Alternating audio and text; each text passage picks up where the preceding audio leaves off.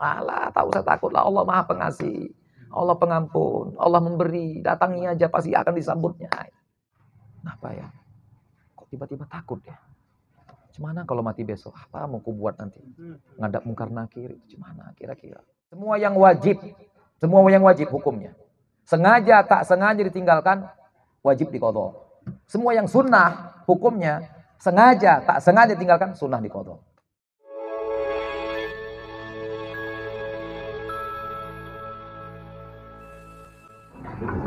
Bismillahirrahmanirrahim. Alhamdulillahi rabbil alamin.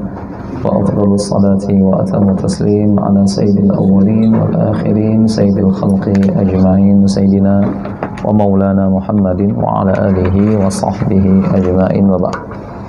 Hikmah baru kan? Al-hikmatu tasi'ah. Hikmah yang ke-9. Tanawwa'at ajnasul a'mal bitanawwu'i wa aridatil ahwal. Beragam bentuk jenis amal perbuatan disebabkan ragam bentuk juga berlakunya ahwal. Ragam bentuk jenis amal disebabkan beragam bentuk jenis amal disebabkan beragam bentuk juga jenis ahwal. Datangnya ahwal, berlakunya ahwal. Okay. Sederhananya gini, seseorang bersikap itu dipengaruhi kondisi apa yang dirasakan oleh hatinya.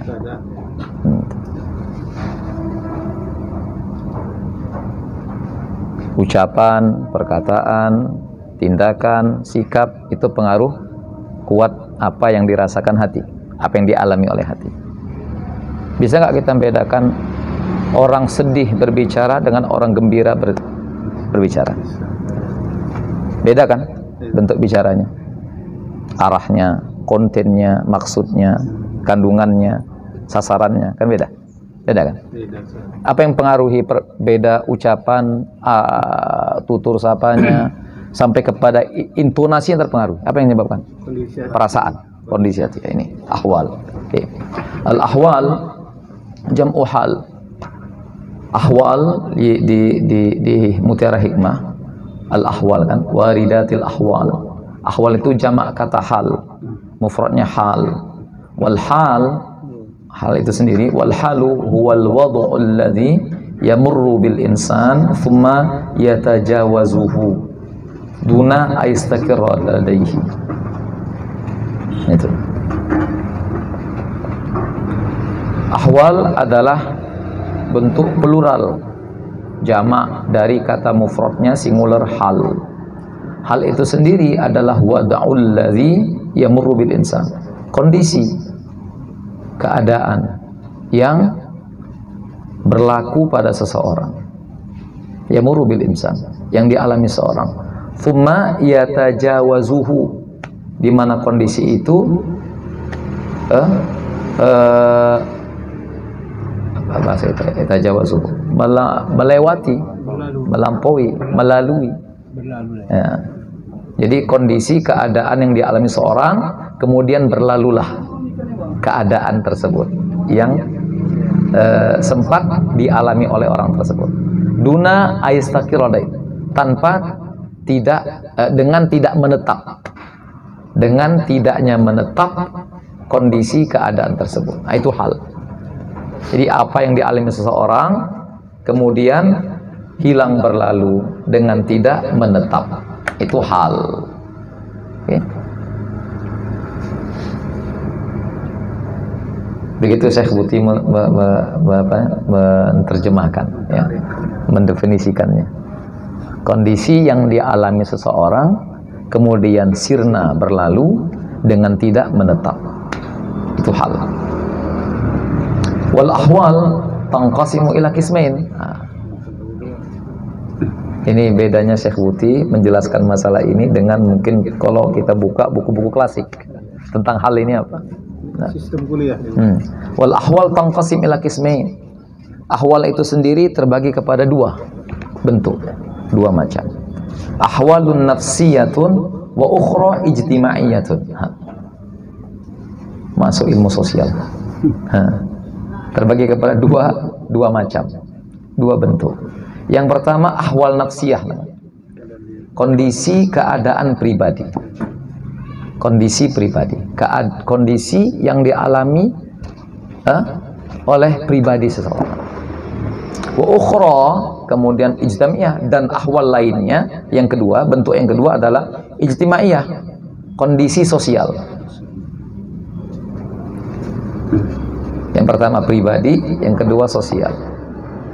Kondisi kemasyarakatan yang dialami seseorang. Oke. Nabda bil awal minhuma. Kita awali menjelaskan yang pertama dulu di antara yang dua ini. Wa inna ma na'ni bil ahwalin nafsiyah mastalah, saya baca satu paragraf. Wa inna ma na'ni bil ahwalin nafsiyati mastalah alaihi ulama usuluk awil muhtammun bitarbiyah al-qalbiyah al-musilah ilallah wa hiya ibaratun an masyaira dakhiliyatin tamurru wa la tastaqir ta'ti natijata wuqufin wa ta'ammulin inda ba'di sifatillahi ta'ala wa asma'ihi al-husna idh tata'atharu nafsu bitilka sifati mimma yadfa'u sahibaha ilal a'mal allati tatanasabu wa dhalika ta'thira alladhi haymana ala nafsihi kama ta'ti natijata wada'in marra bihil insanu syarada fihi an awamirillah wa anghamasa fi ba'dil muharramat thumma jaba anhu dhalikal wada' fa'awrathahu mazidan minal khawf min iqabillah wa alaman min tadhakkuri madih fi jambillah azza wa jalla. Okay. Jadi yang hanya sesungguhnya atau hanya saja yang kita maksud ya dengan ahwal nafsiyah, yang kita maksudkan dengan ahwal nafsiyah adalah apa yang diistilahkan ya oleh para ulama suluk, ulama tasawuf, atau mereka-mereka yang perhatian dengan tarbiyah hati, dengan penataan hati, ulama tasawuf lah. Jadi yang dimaksud dengan ahwal nafsiyah menurut istilah ulama tasawuf ya atau orang-orang yang punya perhatian besar terhadap tarbiyah hati yang menyampaikan kepada Allah, wahia apa ini ahwal tadi ini, ianya adalah ibarah ya, ungkapan atau keterangan tentang masyair dakhiliyah, perasaan ya dari dalam, tamur wala tastaqir, yang dia datang tapi tidak menetap, atau bahasa kita sederhana datang dan pergi. Keadaan, kondisi, perasaan di dalam yang datang dan pergi pada diri seseorang ya, di hati seseorang. Ta'ti, di mana perasaan itu datang, apa yang dirasakan oleh hati itu ya, perasaan di dalam diri yang dirasakan itu, yang istilahnya datang pergi ini ya, itulah hal di mana dia datang, natijata, hasil dari wukuf, disebabkan karena wukuf dan ta'ammul, artinya penghayatan dan perenungan indah ya terhadap sebagian, sebagai contoh sifat-sifat Allah Ta'ala dan asma'ul husnanya. Nah, itu. Jadi ketika seseorang direnungkannya, dihayatinya Al-Karim, nama Allah Al-Karim, Karim, Karim, Maha Pemurah, Penderma, Pemberi anugerah, semua dilimpahkannya. Nah, itu. Ketika seorang tenggelam dalam penghayatan, semisal nama-nama sifat Allah Ta'ala, udah, lalu terjadi interaksi apa yang dirasakan hatinya dengan apa yang dia hayati dan renungkan, semisal sifat-sifat dan nama Allah Ta'ala. Ada yang dirasakan oleh hatinya dari dia menghayati semisal nama dan sifat Allah Ta'ala tersebut. Ittata'assar nafsu bitilka sifat, terpengaruh hatinya dengan penghayatan kepada sifat-sifat dan nama Allah tersebut. Mimma yadfa', di mana dari pengaruh itu yadfa' sahibah, yang menuntun orangnya, yang menggiring orangnya, yang mendorong orangnya untuk berbuat sesuai dengan pengaruh yang dirasakan oleh hatinya tadi, yang menguasai dirinya. Nah, itu. Sebagaimana juga datang perasaan itu natijata disebabkan atau hasil dari wadu'un, kondisi, marrabihil insan, yang dialami seorang, syarada fi an'amar, yang sebelumnya dia jauh dari perintah Allah Ta'ala, wal ghamasil muharamat, tenggelam dalam beberapa unsur keharaman. Kemudian injaba an dzalikal wada', hilang kondisi itu, datang kondisi itu, fa arathahu mazidan, lalu dihadirkanlah sebab perasaan tadi itu mazidan minal khauf, bertambah rasa takutnya terhadap iqab Allah, hukuman Allah, dan bertambah rasa pedih dirasakannya ketika mengenang masa-masa lalunya di sisi Allah Subhanahu wa taala. Jadi ketika misalkan seorang muslim ya merenungkan, menghayati nama Allah Karim, nama Allah Afu, nama Allah Muntaqim misalkan, nama Allah, sifat Allah Syadidul Iqab, itu penghayatan itu, perenungan itu, dari perenungan itu terjadi interaksi dengan apa yang dirasakan oleh hatinya. Apa yang dirasakan itulah ahwal namanya. Ada hal yang berlaku pada dirinya, dialaminya, ya kan? Sifatnya datang dan pergi. Disebabkan apa? Disebabkan hasil dari interaksinya dengan penghayatan terhadap nama-nama dan sifat-sifat Allah Ta'ala. Itu. Ya, kadang bertambah, datang takutnya, itu. Datang sedihnya, datang gembiranya, itu. Yang dirasakan oleh hati seperti itu namanya hal.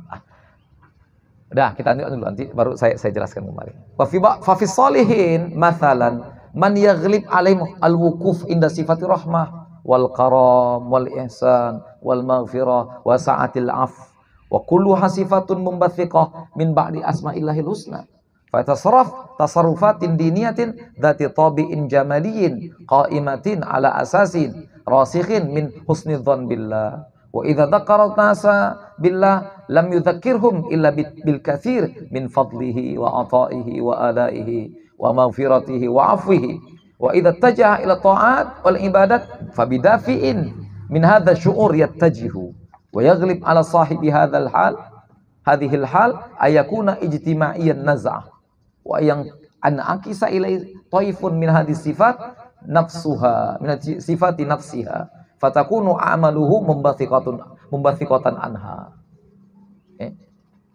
Jadi pada sebahagian orang-orang soleh, salafus soleh kita sebagai contoh, itu ada orang-orang sosok-sosok yang yaghlib alim al-wukuf, ya, yang dominannya berpengaruh pada mereka itu ketika mereka merenungkan sifat-sifat rahmat, sifat karam, sifat ihsan, ampunan Allah, keluasan kemaafannya. Nah itu.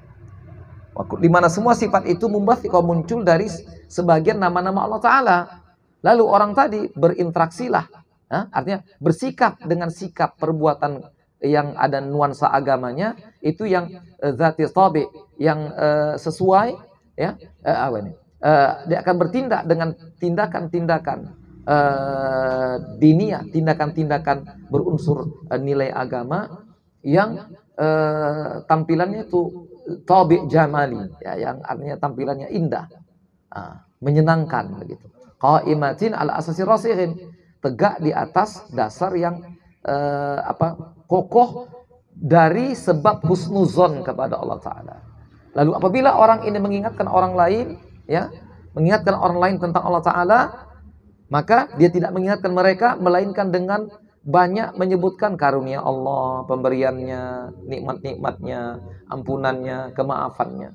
Dan juga apabila dia pribadi melakukan bentuk ketaatan, ibadah, itu dengan unsur perasaan itu juga dia melakukan ibadahnya. Yaglib ala sahibi adil hal, ya, dominan yang mempengaruhi orang dengan kondisi keadaan seperti ini. Orang itu sosoknya itu ijtima'in naz'ah. Ya, kondisi bentuk pribadinya itu dia bersosial, ya, suka bersosial, berhubungan dengan orang lain. Wa kisah ilaihi taifun min sifat, kemudian berpengaruh juga kepada dirinya sendiri sebagian daripada sifat-sifat ini, sehingga amalnya, amal perbuatannya itu muncul terbit didasarkan juga perasaan, kondisi dan perasaan yang dialami tadi. Begini maksudnya. Katanya ada sebagian hamba Allah yang mendominasi perasaan hati mereka itu disebabkan dari penghayatan, perenungan kepada sifat-sifat Allah yang pemurah, pengasih, pemberi, pemaaf, pengampun. Nah, itu. Nah, di mana semua sifat itu, ya, dari muncul di mana semua sifat-sifat itu sebagian daripada unsur sifat-sifat dan nama Allah Ta'ala.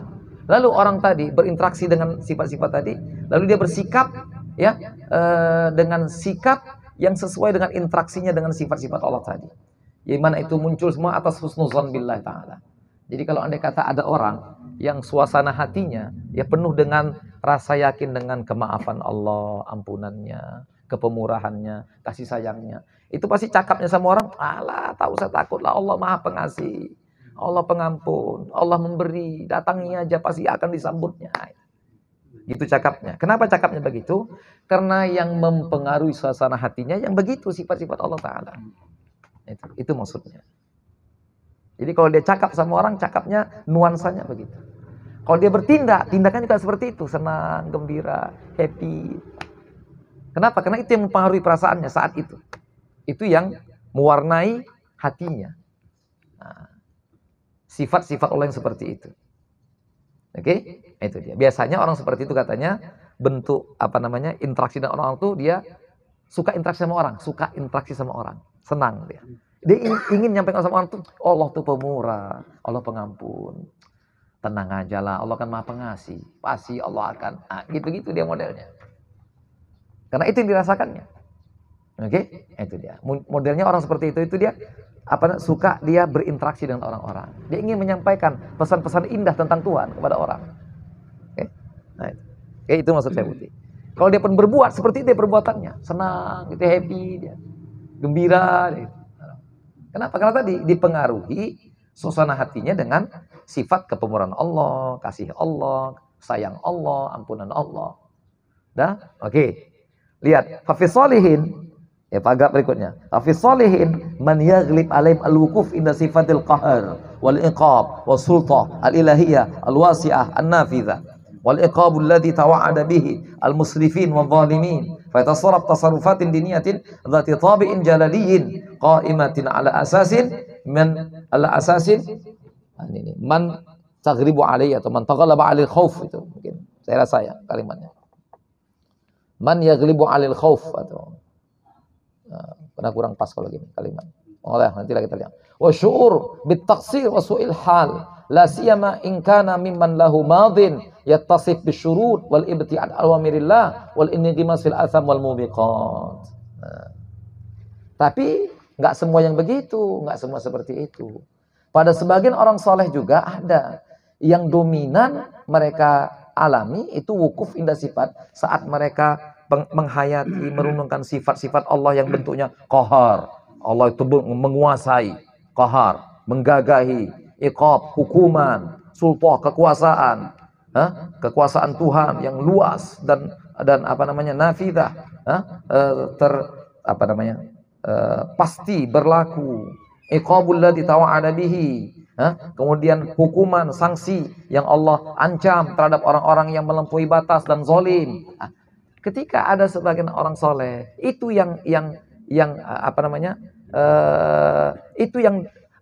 jadi perenungan dan penghayatan dirinya. Sehingga sifat-sifat Allah yang tadi luar biasa, Allah mengancam, Allah menghukum, Allah akan membinasakan. Nah, seperti itu. Akhirnya berinteraksilah hatinya dengan sifat-sifat itu. Akhirnya pengaruh dari penghayatan sifat-sifat itu yang menjadi kondisi suasana hatinya. Sehingga ya tasarruf, dia bertindak dengan tindakan ya model begitulah. Modelnya jalal, keagungan Allah dalam dirinya. Artinya kebesaran dan kekuasaan Allah. Qaimat al-asasin minan taglib ya. Jadi berlaku atas kondisi keadaan di mana orang yang dominasinya dalam ketakutan, kecemasan terhadap Allah Ta'ala. Wa syu'ur bitaksir, kemudian perasaan dia taksir, dia teledor, teledor sekali. Wa su'il hal, dan perbuatan buruknya, sikap buruknya.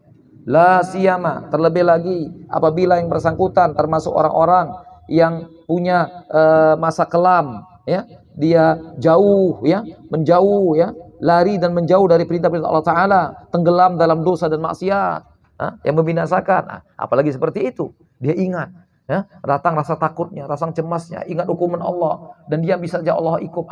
Kira-kira perasaan hati itu beda nggak sama yang pertama tadi? Beda lah. Kalau bercakap pun dia cakap saya kira aja deh. Malas jumpa orang. Dia malas jumpa orang. Nah, beda sama yang pertama tadi. Yang pertama tadi senang, happy dia. Jumpa orang pun happy dia. Dia ingin memberi pesan-pesan indah tentang Tuhan kepada orang. Kalau ini malas jumpa orang. Nyendiri maunya dia. Kenapa? Takut, cemas, khawatir. Mampus lah macam aku. Udah matinya gitu aja. Mampus aku. Nah, gitu. Itu yang mempengaruhi hatinya.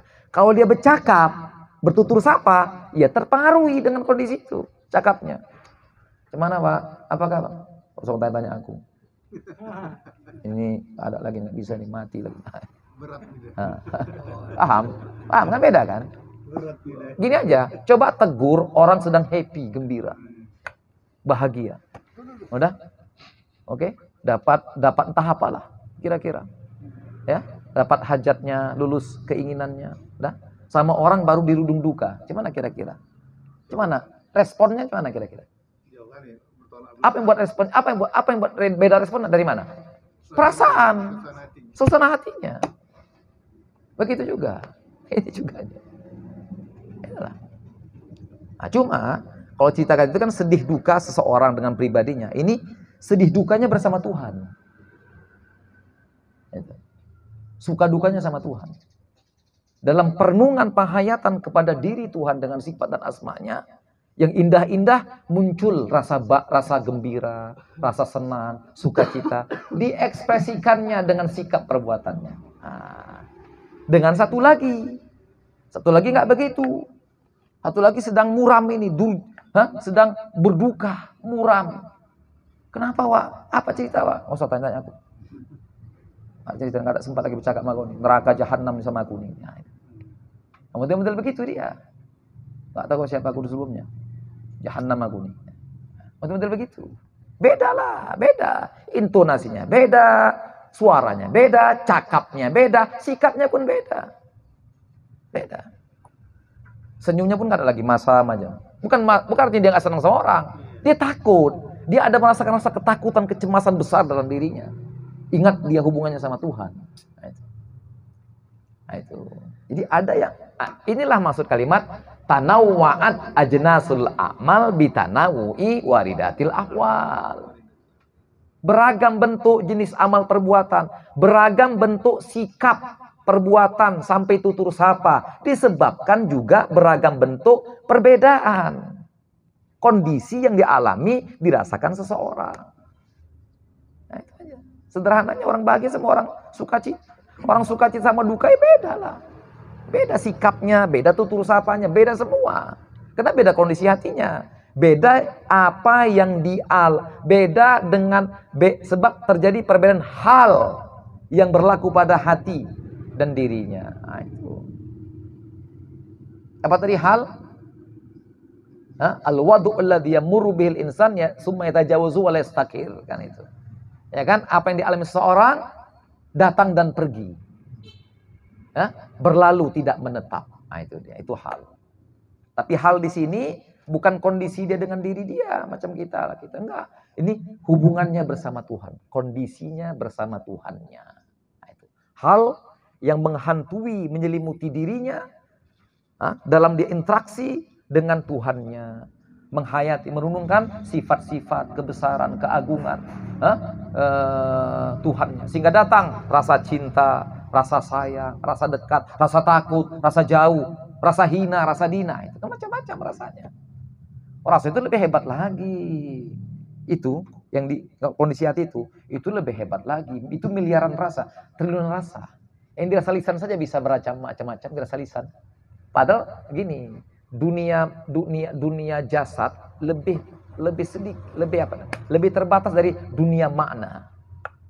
Yang dirasakan oleh hati itu dunia makna, lebih lagi. Jadi kalau lisan kita bisa merasakan ragam macam masakan sampai 1000, hati bisa merasakan ribuan lagi kondisi keadaan yang dialami. Oke. Nah, ada ahwal dalam kajian tasawuf. Inilah ahwal.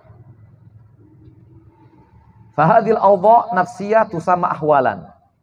Idh hiya ta'ridu li sahibiha. Fatatalabbathu ladaihi thumma tamur wa tamdi.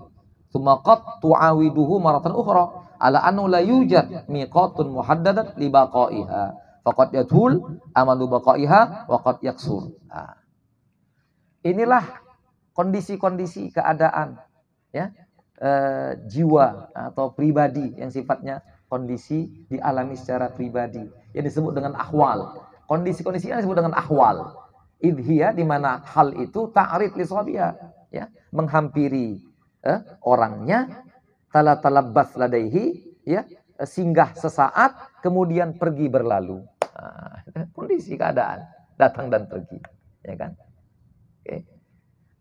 Summa qad tu'awidu, terkadang bisa balik lagi, seminggu balik lagi, nanti 3 bulan balik lagi, malam balik lagi, bisa-bisa gitu. Ala annahu la yujad, hanya saja tidak ada yujad miqat, enggak ada batas waktunya. Enggak ada batas waktu untuk kondisi-kondisi seperti ini. Kapan dia mau datang, kapan dia mau pergi, kapan dia menetap, berapa lama menetapnya. Ya, kapan lagi dia mau datangnya lagi nanti. Berapa lama menetap, berapa kali pergi. Ini namanya keadaan, kondisi. Seorang lah, misalkan duka, berapa lama dia duka? Senang, berapa lama dia bahagia? Oh, wah, senang kali, happy hari ini. Seminggu suntuk udah, kan. Ya kan? Ya kan? Ini namanya hal. Sekarang kondisinya senang, bahagia, oh macam-macam. Minggu depan suntuk. Ya, bawa tadi kuat semalam, happy kali. Kok 3 hari suntuk udah pula. Ya kan? Kita juga nggak tahu berapa lama kondisi ini berlaku. Nggak tahu. Datang dan pergi. Mungkin datang lagi. Berapa lama datang? Ya Allah alam. Nggak tahu. Ya. Qad yakul, faqad yatul. Terkadang bisa lama, panjang, dan juga kadang bisa pendek, singkat. Karena fi shalihin masalan. Man tamurru bihil layali al-kathirati duna an taghmudha lahu ainun. Li ruqadin kadawud at-ta'i alladhi kana yaqul ilahi hammuka attala alayya al-humumat dunyawiyata wa hala baini wa bainar ruqad.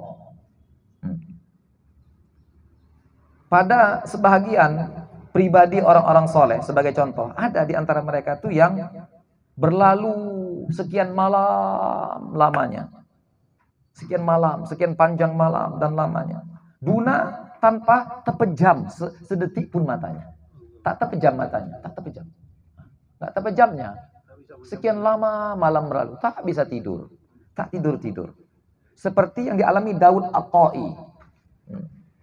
Baca Rijal Kusyairiyah, ya. Baca Risalah Kusyairiyah, ada sosok Imam Daud At-Ta'i, di mana dia ada berujar, diucapkannya, ilahi hammuka attala alayal humumat dunyawiyah. Duhai Tuhanku, kegelisahanku terhadapmu itu membuat sirna semua gelisah duniaku dan menyebabkan aku tak bisa tidur selama ini. Gelisah, gundah gulana bersama Tuhan.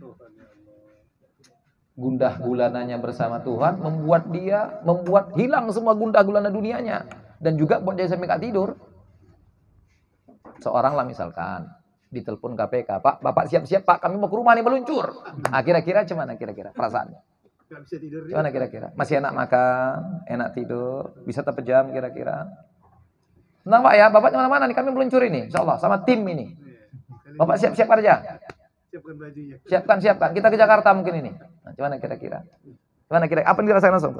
Dan ada hal yang dirasakan dan mempengaruhi sikapnya, perbuatannya, ucapannya, tutur sapanya, sampai matanya mau dipengaruhi. Langsung saat itu juga pahit, langsung dirasakannya. Berubah deh, pahit. Masuk lidah pahit. Kenapa bisa pahit? Apa masalahnya?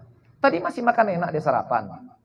Masih lezat tadi, bercanda dengan istri, dengan siapanya, koleganya, ya kan? Langsung pahit, masuk. Ya berubah langsung kondisinya. Nah, itu dialami oleh dunia kita. Dunia, interaksi seorang dengan dunianya berlaku tadi, perasaan-perasaan yang berbeda-beda, beraneka ragam. Begitu juga dengan Tuhan. Ya, jadi kondisi kegelisahan, gundah gulana, ya, kegembiraan, kebahagiaan, sukacita, dukacita, itu semuanya hal, namanya hal yang datang dan pergi pada diri seseorang yang dialaminya. Dikata Imam Daud At-Ta'i, kata beliau, Tuhan, gundah gulananya aku bersamamu membuat hilang semua gundah gulana duniaku. Tak aku pikirkan lagi. Tapi tidur pun juga enggak aku ini gara-gara itu. Sibuk mikirin macam mana aku nanti jumpa sama kau. Kau hadapkan aku di persidangan akhiratmu. Apa mau ku buat? Apa mau ku jawab? Ya Allah, apalah kira-kira Tuhan. Aku pun enggak tahu ini. Sekarang belum bisa ku persiapkan itu. Gimana kondisinya itu nanti? Nah, ini saya cuma nyakapkan aja, nggak ngerasakannya. Nyakapkannya pandai, ngerasakannya belum. Ini macam mana ngerasakan itu, dirasakan itu. Ini cakap tadi dirasakannya. Gimana aku depan Tuhan nanti? Mana kira-kira ya? Jam 3 belum juga tidur. Subuh, masuk subuh juga nggak tidur. Pagi itu juga terpikir, gimana depan Tuhan, gimana kira-kira? Apa dibilang sama dia ya? Itu maksudnya. Itu contoh dari saya saja. Oke. Lebih kurang seperti itu maksudnya humum ilahiyah. Kegelisahan bersama Allah, kegundah gulanaan bersama Allah Ta'ala. Nah. Macam-macam, perenungan, penghayatan, ibadahnya dan sebagainya. Atau Allah tumpahkan hal itu pada diri dia. Bisa Allah tuangkan. Gitu. Plok gitu lah buat. Tiba-tiba sedih aja dia. Kenapa ya? Kok tiba-tiba takut ya? Gimana kalau mati besok? Apa mau ku buat nanti? Ngadap mungkar nakir itu gimana kira-kira? Ini wajib ku imani. Agama mewajibkan aku mengimaninya. Gimana aku kok didudukkan orang tuh nanti berdua? Apa mau ku buat? Itu bisa tiba-tiba. Plok gitu datang. Nah, nggak tahu lah macam. Tapi pun hal yang dia alami seorang dengan datang dan pergi. Berlalu dengan tidak menetap. Ya macam-macam. Bisa lama, bisa. Seperti kita kan ini. Ya kan? Nengok cewek cantik. Lewat anjing gila, takut. Nah, itu kan perasaan juga. Itu kan? Ya kan? Nah, itu juga. Cuma dia nih hatinya berinteraksi dengan Tuhan. Nama Tuhan, sifat Tuhan, kebesaran Tuhan, keagungan Tuhan. Ada? Tanggung jawab di hadapan Tuhan. Mengingat anugerah Tuhan, besarnya kepemurahan Tuhan. Takutnya dengan syadidul iqab Tuhan.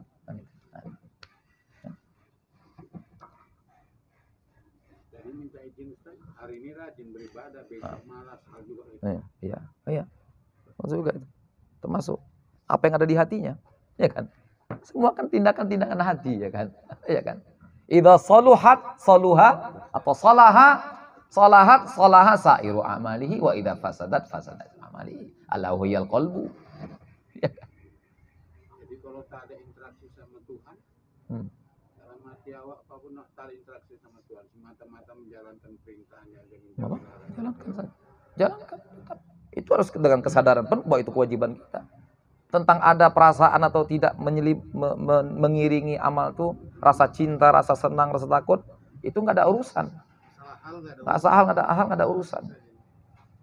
Penting hal itu mempengaruhi suasana amal. Iya, mempengaruhi.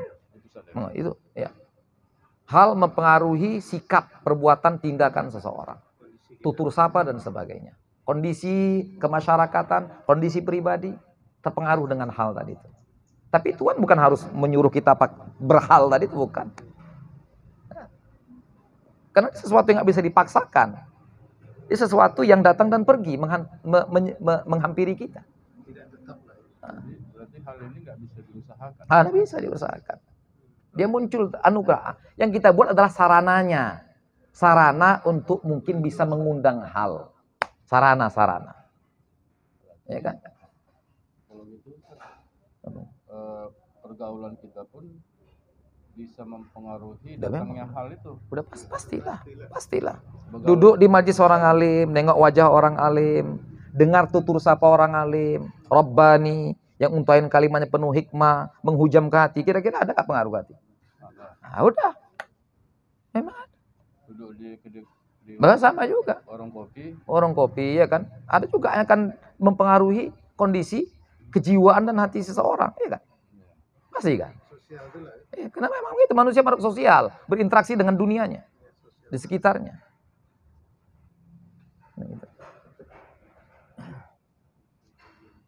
Nah, Nah, Tuhan nggak memaksa kita harus berbuat kondisi hati yang penuh. Enggak.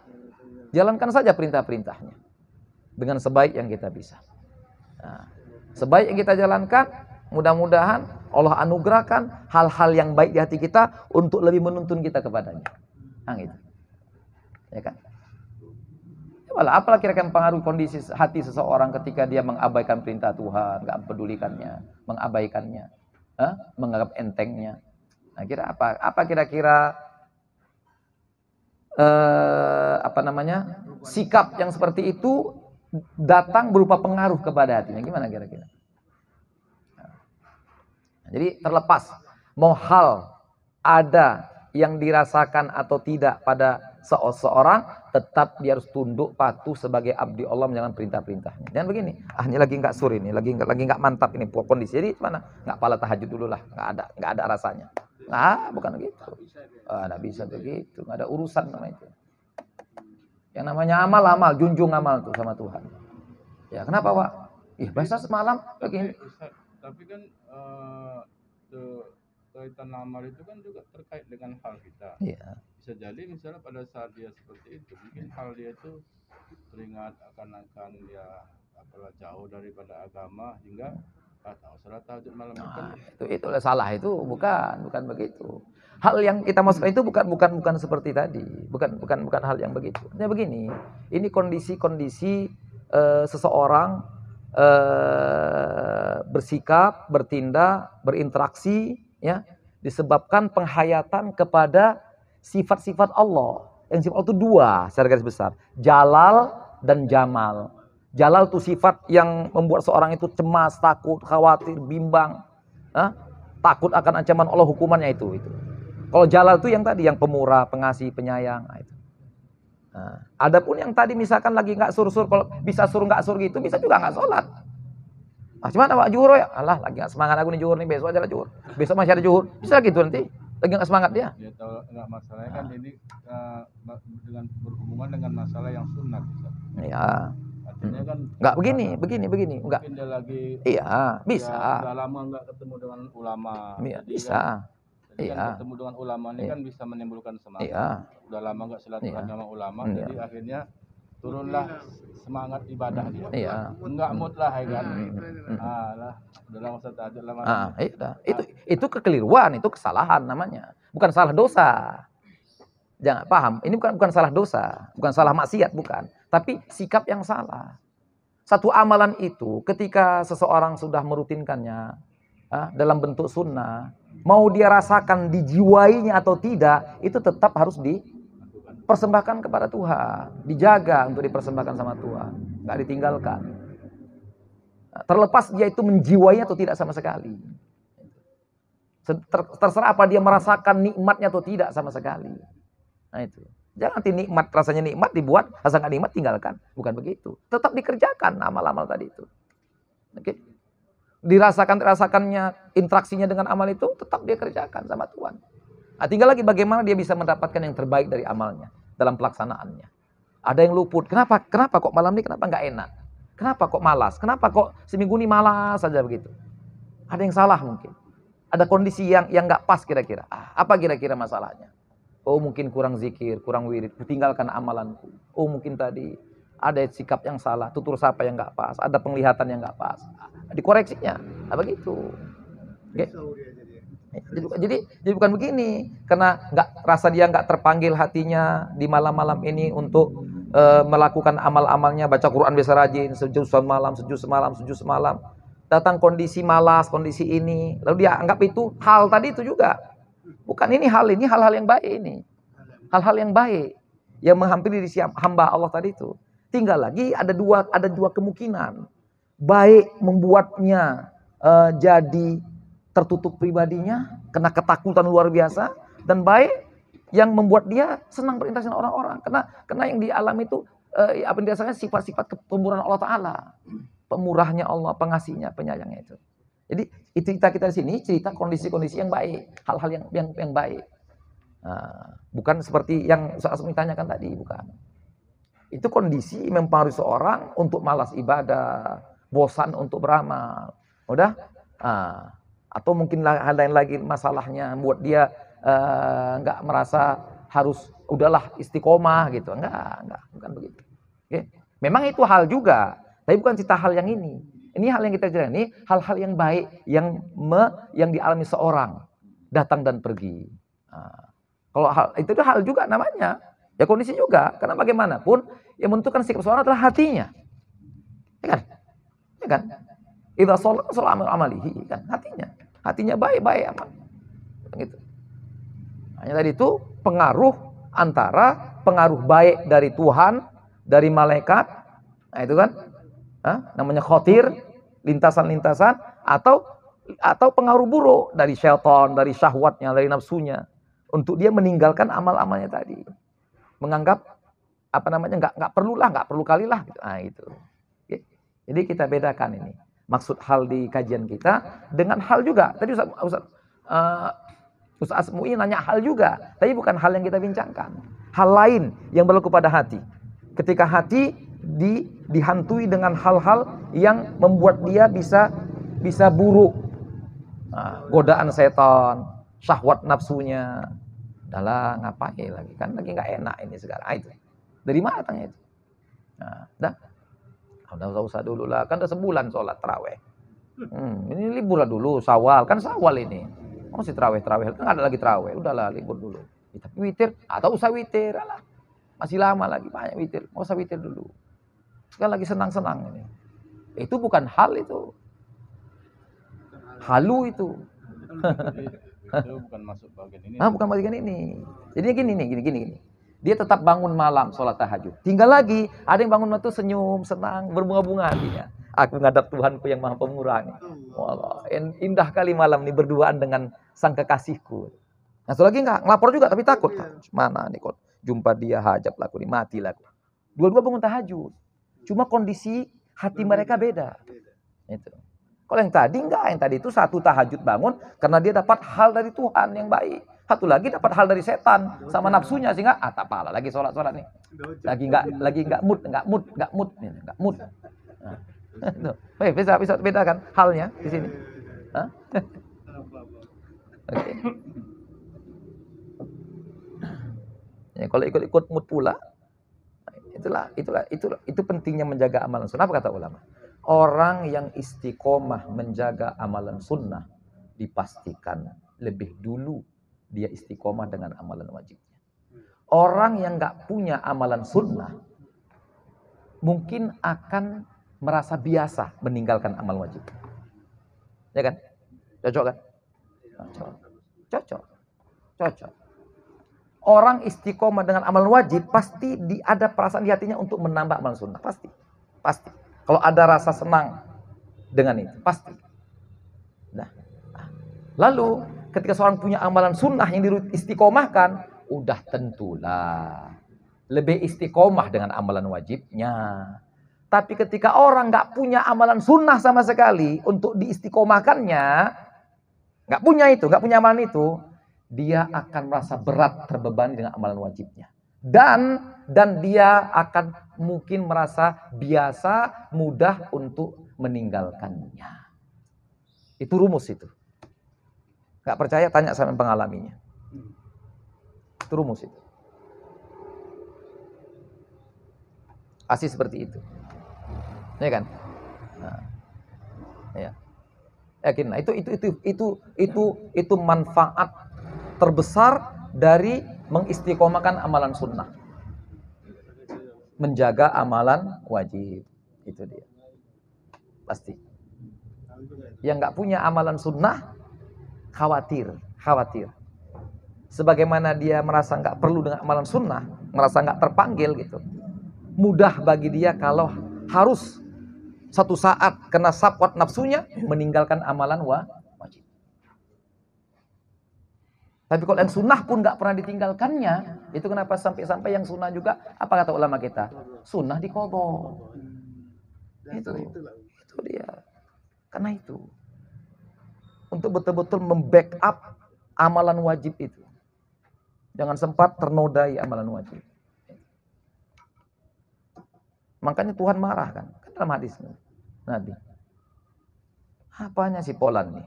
Rajinnya sholat malam, tiba-tiba tinggalkannya pula. Ada hadisnya, lupa. Coba cari hadisnya. Cak Abdullah.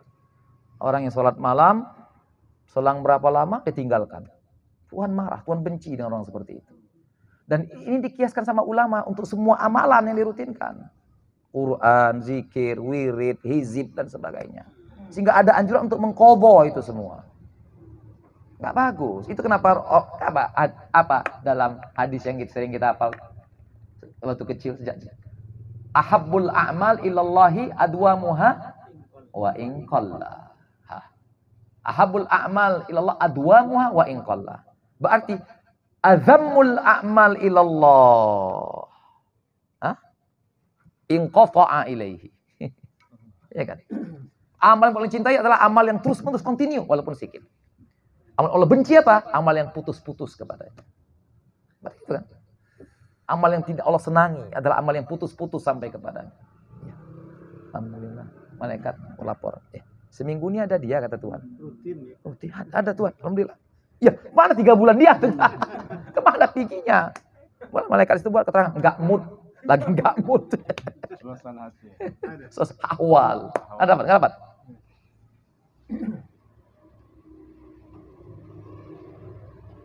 Nah, coba cari yang ada kata Allah tidak senang oleh.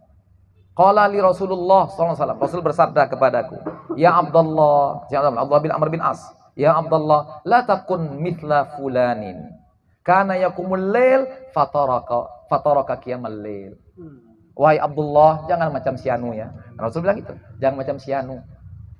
Elok ditegakkannya malam panjang, tiba-tiba tinggalkannya sudah amalan. Rasul, jangan macam dia. Nah, coba cari yang ada Allah murka masalah bahasanya. Allah nggak senang dengan yang seperti itu. Mana lebih bagus dikerjakan sekali-sekali atau ditinggalkan sama sekali? Macam mana? Coba aja lah pertanyaan ini. Dikerjakan sekali-sekali daripada ditinggalkan sama sekali. Ditinggalkan sama, iya. Tadi kita katakan, ditinggalkan sama sekali tinggalkan. Artinya nggak mengamalkannya sama sekali. Nah, padahal itu amalan juga adalah anjuran dari Tuhan. Artinya kesan si hamba tadi ya tidak tertarik dengan apa yang disarankan, dianjurkan, disunnahkan oleh agama. Oke, memang bukan wajib, kan begitu. Tapi nggak layak bagi hamba Allah yang menghambakan diri, nggak beri rasa respon kepada yang dianjurkan oleh agama. Itu bentuk tidak baiknya. Sama-sama tak baik. Yang satu nggak respon, ya kan? Nggak bergeming. Ayolah, Ominal laili fatajbina nafilatalak asa ayaba asa qat. Alah, asa lagi. Tidur aja subuh aku bangun pokoknya.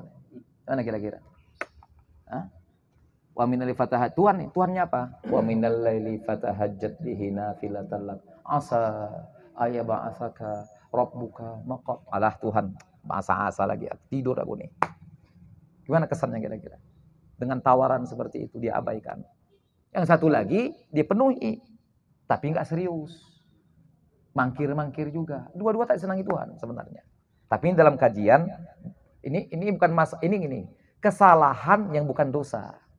Artinya salah bersikap. Salah membina hubungan kepada Tuhan. Nggak baik, nggak adab kepada Tuhan. Nah ini bentuknya. Nggak adab sama Tuhan. Nggak santun dengan Tuhan. Nggak sungguh-sungguh kepada Tuhan dalam mempersembahkan pengabdiannya. Di dalam riwayat itu dikatakan kalau kita mengamalkan satu ilmu itu kalau awak menyampaikan sama orang dinomat sekali udah awak kerjakan tergolong awak kelompok orang seperti itu kan. Ya. Jadi ditengok Tuhan daftar sholat tahajud syanu oh yang jelas aku pernah walaupun sekali kan. Ya. Masuklah kelompok itu kan gitu. Enggak arti ya betul begini. Amalan-amalan itu sunnah untuk kita amalkan. Apapun yang kita tahu kita amalkan. Udah, kita amalkan. Tetapi ada amalan yang sifatnya itu continue dia. Udah, ada yang continue. Semisal tadi disebut seperti ini. Rasul menyinggung langsung. Cemananya kawan tuh. bangun tak bangun lagi. Itu beda dengan amalan mungkin yang umum-umum sifatnya baca doa ini, baca zikir ini, baca zikir ini. Sepintas selalu kita mengamalkan. Yang penting pernah ku baca ini, karena pernah Rasul bilang siapa yang baca ini ku baca aja gitu. Iya, tapi amalan seperti itu beda dengan amalan seperti ini yang ada panggilan rutinannya, hariannya, setiap waktu dan saatnya. Seperti sholat gitu kan. Tiap saat, ya, tiap waktu, tiap malam datang anjurannya kepada kita. Satu lagi amalan umum sifatnya. Yang umum-umum amalkan saja sekali-sekali, 2 kali, sekali. Tapi ketika amalan itu rutin, datang perintahnya, anjurannya, kita dituntut istiqomah, berprinsip sama Tuhan, serius dengan Tuhan. Nah itu. Yang kalau andai kata nggak begitu, nggak baik, nggak adab begitu bahasa. Bukan dosa, nggak adab sama Tuhan. Sama juga yang nggak buat sama sekali juga beradab sama Tuhan. Gitu. Jadi minta izin Ustaz, setiap maghrib awak baca Allahumma ajirni minan nar. Rupanya maghrib kali ini lupa. Ya Bisa udahlah. awak ganti ke Isya. Namanya lupa nggak apa-apa. Nggak bisa diganti ke Isya. Mengkodoknya di Isya. Iya, silakan. Kalau nggak begini, kalau ada amalan tuh begini, ada amalan tuh yang lazim memang sudah di waktunya, di tempatnya, di posisinya, kan begitu. Seperti zikir-zikir tadi kan. Memang zikir itu dibaca lepas maghrib sama isya. Kan lepas maghrib sama subuh biasanya. Allah ma'ajiri minan nar 7 kali. Ba'da maghrib wa subuh misalkan kan. Lalu luput dari kita. Ya udah. Enggak apa-apa. Memang udah lupa, luput atau satu kondisi kita sakit enggak bisa zikir lama-lama juga enggak apa-apa karena kondisi keadaan. Gini. Yang tadi tertinggal tadi itu meninggalkan amalan tuh yang maksud Nabi dilarang. Nabi tadi sempat komen, jangan macam si anu lah. Masa beramal, tiba-tiba ditinggalkan. Itu meninggalkan tanpa uzur. Kalau tinggal dengan uzur nggak apa-apa. Kita musafir, sehingga yang biasa kita sholat awabin, maghrib, isya, tetap saja ditinggalkan. Biasa 1 juz kita tinggalkan, musafir, sakit, atau apa urusan sibuk. Dan itu uzur syar'i. Yang tadi ini, Rasul marah tadi ini, Rasul nggak senang sikapnya, ini meninggalkan amalan yang sudah dirutin. Kalau diabaikan begitu, menyepelekan tanpa ada uzur syar'i. Nah, kalau misalkan amalan tadi, misalkan zikir, yang memang di waktu maghrib memang sunnahnya, mau dibuat di isya silahkan, boleh saja, silahkan saja. Tapi amalan itu nggak disunahkan di isya. Kalau kita ikut pendapat bahwa itu amalan sunnah memang untuk maghrib misalkan. Nanti orang mungkin bertanya-tanya pula, ya awak jadi imam pula kan, misalkan ya pula zikir maghrib bawa ke isya pula, ya kan?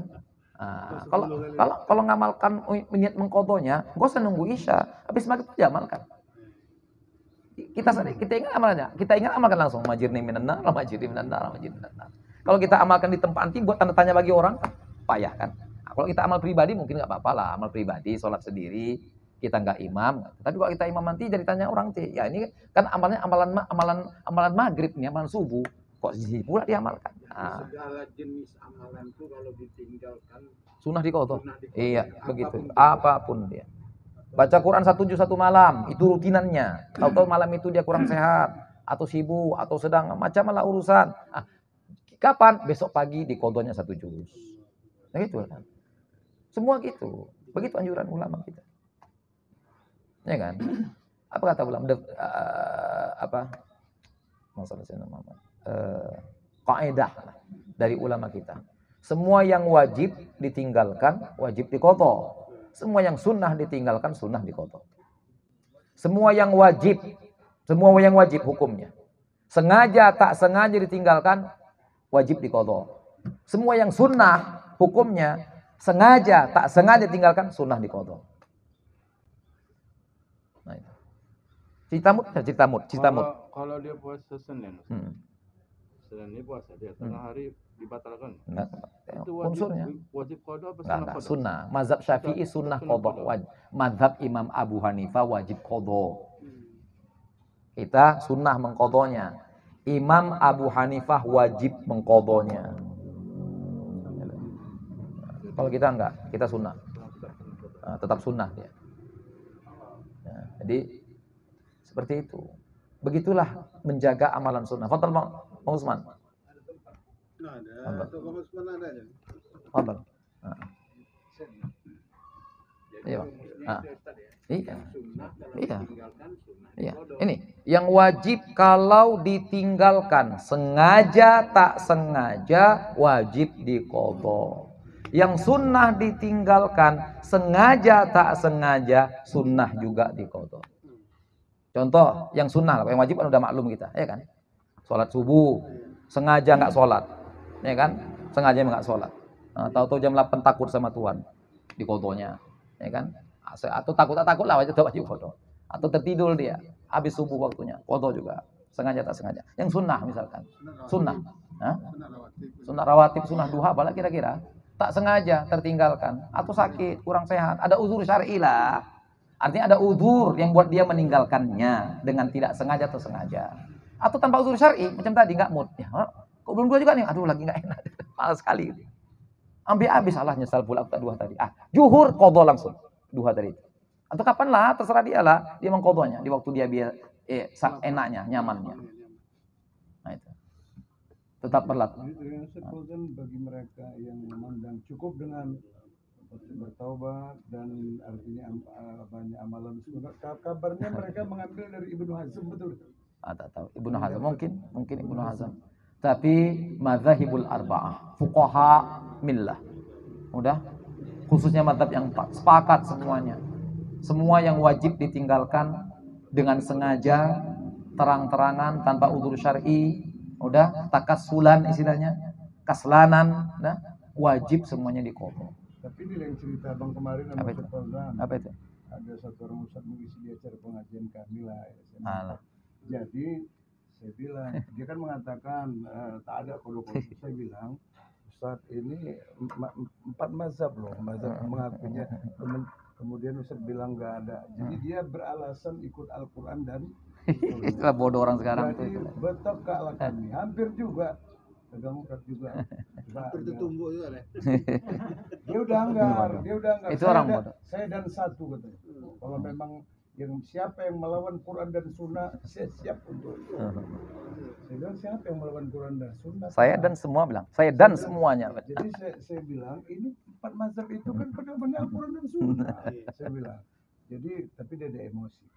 Jadi kalau mungkin saya bercakap sekali mungkin akan terjadi.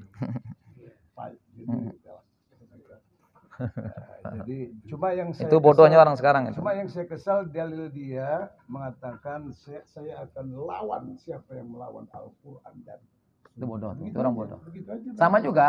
Sama juga bodohnya orang sekarang bilang kepada umat Islam, orang berilmunya, ulamanya, awamnya, bahkan sampai ulama generasi awal, mereka bilang kembalilah semuanya kepada Quran dan hadis. Samalah bodohnya dengan ucapan seperti itu. Kenapa?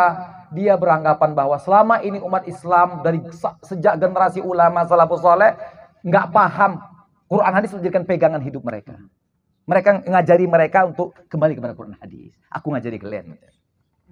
Bodohnya ucapan itu. Semuanya orang tua yang tahu. Nah, itulah itu arti ucapannya. Coba lihat nih, bodohnya tadi itu. Bodohnya orang tadi nih, dibilang Bang Usman, Pak, yang mengatakan wajib diqadha, salat ditinggal dengan saja itu 4 mazhab. Semua salafus saleh begitu pendapatnya. Enggak. Quran hadis enggak begitu. Jadi yang 4 mazhab ini pakai Injil gitu kira-kira, memahaminya. Pakai Taurat, pakai Zabur, pakai Quran waspada mungkin. Imam Syafi'i baca Quran waspada, ini yang bilang nggak boleh rupanya. Ini bilang nggak boleh. Kira-kira gitu. Kira-kira. Tololnya itu. Enggak. Quran hadis. Aku pakai Quran hadis. Jahil, bukan murokab. Musabba, musamman, mutassa itu. Mukaab itu. Jahil murokab. Kalau murokab itu masih 2 lagi dia. Ini mukaab, udah 4 dimensi dia. Kemudian lagi nih Ustaz Fauzan, Khalid Basalamah bilang batal wudhu kalau menyentuh kotoran binatang yang haram kita makan. Tapi kalau yang halal itu di YouTube. Kalau yang halal kotoran ayam, kotoran Nggak batal wudhunya. kambing nggak batal. Masuk. Berarti dibedakannya. Biar dengar Khalid Basalamah. Dengar Khalid Basalamah di sini. Ini live. Dengar Khalid Basalamah. Nah, itu bisa dibuka. Saya lihat ya. Jadi kata Ustaz Khalid Basalamah, batalnya wudhu kalau menyentuh najis yang Kotoran hewan yang tak halal dimakan. kotoran hewan yang tak halal dimakan. Ikan teh kucing lah. Ya, teh sederhananya. kucing lah. Tapi kalau teh kambing Nggak batal wudhu. nggak batal karena itu hewannya halal dimakan. Kira-kira apa dasar Ustaz masalah ini menurut Ustaz. Ya, kalau kita rasa selama ini kita ngaji fikih lah, ngaji fikih Syafi'i, 4 madzhab juga sedikit-sedikit kita kaji. Ini permasalahan dan pandangan yang basalema. Basalema ini. Pandangannya seperti pemahaman seperti ini basalema. Nggak ada ulama fikih menyebutkan menyentuh najis itu membatalkan wudu. Efek dari menyentuh najis itu tanajjus, menyebabkan jadi bernajis. Mutanajjis itu efeknya. Nggak ada kaitan sama wudu. Wudu nggak ada kaitannya. Wudu kembali kepada apa yang membatalkannya. Dalam madzhab Syafi'i 4, madzhab lain mungkin lain lagi, kan begitu. Di antara madzhab lain mungkin ada yang berbekam batalkan wudu. Madzhab kita enggak. Madzhab kita 4. Tapi yang begitu-begitu bentuknya. Nggak ada yang bilang megang kotoran tuh batal wudu. Nggak ada. Maaf Ustaz, sekalipun kotorannya babi dan anjing. Tetap ya, sama saja. Dia terkena hak najis mughalladhah. Ya tanajjas tanajjusal mubalagha. Hanya sama aja ya. Tanajjusal akbar. Itu yang dialaminya. Nggak ada kaitan kepada wudunya batal atau tidak. Begitu kalau fuqaha menjelaskan masalah batalnya wudu. Makanya ini agak basalema kita dengarnya. Tapi gitulah, kan dah ini orang-orang yang apa namanya? Bahasanya lantam. Untuk masalah hukum agama yang seperti ini, pemahaman tentang syariat, amaliyah, untuk dipraktekkan, diamalkan, merujuk saja kepada semua ulama fikih. Fikih sudah mengulas semua itu dari A sampai Z. Udah, fikih rujuk. Oh enggak. Kami kembali kepada Quran dan hadis. Ini Quran hadisnya, Quran hadis ini. Yang kembali kepada Quran hadis ini jawabannya. Ini masalah yang mereka dapati dari Quran hadis versi mereka memahaminya. Apa itu? Batal wudu kalau menyentuh najis yang hewannya tak halal dimakan. Ini hasil pemahaman Quran hadis versi mereka. Inilah Quran hadis. Begini yang ngajak orang Quran hadis ini. Coba dah. Beginikah model orang yang ajak kita kepada Quran hadis, kembali Quran hadis? Ini modelnya. Kalau urusan ini saja nggak ngerti, nggak becus bahasanya, mohon maaf. Macam mana urusan mengimani Tuhan dengan sifat-sifatnya? Tapi kita sayangkan Ustaz Fauzan, followernya banyak betul Ustaz Fauzan. Dan peminat dia ini anak-anak muda cukup luar biasa. Generasi 30 ke bawah lah. Kalau karena sifatnya enteng ringan kan itu. Itu yang kita sayangkan. Ya. Al ilmu dinun fanzuru aman ta'khudhu dinakum, kata Imam Malik bin Anas atau Imam Ibnu Sirin. Ilmu itu agama. Perhatikan, kata ulama, dari mana kau dapati agamamu. Ilmu itu mempengaruhi jati dirimu. Ilmu mempengaruhi keberagamaan pada dirimu. Corak agama dirimu itu pengaruh pengetahuan yang kau dapatkan. Maka ulama bilang, hati-hati dari mana kau dapati ilmumu. Karena ilmumu yang membentuk agama pada dirimu. Inilah modelnya. Sama Ustaz yang tadi saya bilang tuh, yang mengatakan sama saya dia lawan Al-Quran hadis, dia bilang dirinya saya doktor. S3 dia Pak. S3 dia Pak. Memang S3 nggak boleh salah. Maksud saya begitulah. Pada waktu itu ya sebenarnya saya pun mau marah, tapi terjadi kalau pakai saya lawan. Tapi dari satu tadi udah diumumkan. Jadi dari satunya akan siapapun yang melawan Al-Quran dan hadis, dia siap akan menggunakan melawan Quran hadis. Sama dulu di masa sahabat juga ada orang yang begitu juga. Jangan kalian lawan Quran hadis. Sama siapa diucapkan itu? Sama Sayyidina Ali, sama Sayyidina Abdullah bin Umar, sama semua sahabat Nabi bilang, jangan kalian lawan Quran hadis. Kami Quran hadis siapa itu? Khawarij. Dulu Khawarij, orang-orang yang ingin berpegang teguh Quran hadis. Sehingga dengan prinsipnya itu mereka menentang sahabat-sahabat Nabi semua. Termasuk Sayyidina Ali mereka kafirkan. Muawiyah mereka kafirkan. Semua sahabat yang mereka kafirkan. Kenapa? Karena prinsip berpegang dengan Quran dan hadis. Itulah Quran hadis ini. Ini cucu-cucunya sekarang nih. Yang nggak apa-apa tentang agama sebenarnya. Satu lagi yang amal sunat tadi. Amal sunat itu kita tinggalkan disebabkan uzur syar'i. Tapi kan kita terus dapat pahala karena kita meninggalkannya kan uzur syar'i. Yeah. Nah, apa tetap sunat juga dikodok, tetap dikodok. Itu lain cerita. Lain cerita Tuhan memaafkan, tetap menulis pahalanya, itu lain cerita. Kodokannya tetap dianjurkan. Iya. Jangan anggap aku sakit seminggu nih. Sakit seminggu nih, Tuhan tetap tulis aku nih beribadah nih seminggu nih. Bang betul itu ada hadisnya. Allah bilang sama malaikat, "Uktub li abdi ma apa istilah? Apa hadisnya? Tetap tuliskan untuk hambaku sebagai dia kalau sehat dia berbuat."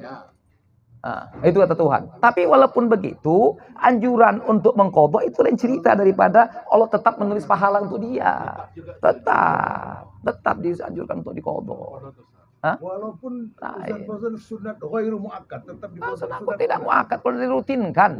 Apa saja, bukan sholat. Baca Quran, zikir, wirid, hizib. Yang dirutinkan itu sunnah untuk dikodok. Ya kan? Nah, apalagi sholat. Hanya kepada Allah, kalau kepada sesama manusia sunat juga dikodok. Sunat juga. Ini bukan yang lain. Iyalah, bini dua tuh Tiap kodok. Senin awak Dulu Ustaz susah. tiap hari Senin bisa awak ngamalin. bersedekah. Iya. Sekarang udah kaya. Kodok Iya, orang, iya. ya kan? Senin ini tidak. Iya. Sunat juga Kodok dikodok. besok Selasanya. Iya. Jangan putus dengan yang baik. Terus Senin diganti. Maksud Pak Iwan ini, mana tahu ada janda-janda yang Kodok deh. apalagi Yalah. jandanya muda pula. Pak. Bang Iwan. Ya kan? Itu senangkap. Iya, kalau sini ada situ aja kalau yang ngomong ya. Sunnah. Udah yang di rumah. Sunnah juga itu. Sunnah juga itu. Kan kita bahas itu. Di antara min sunani lailatul jum'ah wa yaumiha. Sudah dibaca. Di antara sunnah malam Jumat dan hari Jumat. Jadi kok nggak sempat malam Jumat, malam Sabtu.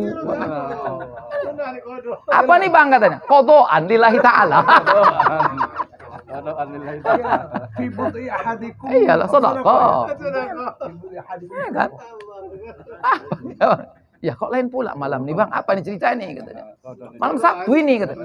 Iya, ini kan kodoan. Sallallahu.